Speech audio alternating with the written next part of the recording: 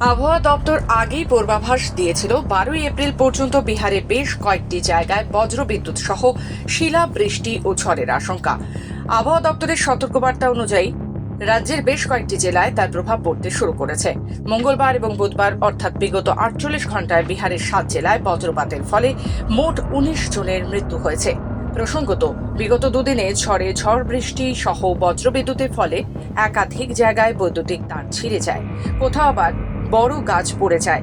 তবে প্রশাসনিক সূত্রে খবর, বজ্রপাতের ফলে সব থেকে বেশি মৃত্যু হয়েছে বেগুসরাই ও দারভাঙ্গায়। মূলত এই দুই জেলায় 10 জনের মৃত্যু হয়েছে বজ্রপাতের ফলে, 3 জনের মৃত্যু হয়েছে মধুবনীতে। সব মিলিয়ে বিগত 48 ঘন্টায় বিহারের 19 জনের মৃত্যুতে শোকের ছায়া সারা রাজ্য জুড়ে। তবে ঝড় বৃষ্টি ও বজ্রপাতের ফলে 19 জনের মৃত্যু হলেও আহত হয়েছেন বহু। তাদের প্রত্যেককেই স্থানীয় হাসপাতালে ভর্তি করা হয়েছে। এই ঘটনায় মুখ্যমন্ত্রী নীতিশ কুমার শোক প্রকাশ করেছেন ও মৃতদের পরিবারের পেছনে 4 লক্ষ টাকা করে ক্ষতিপূরণ ঘোষণা করেছেন।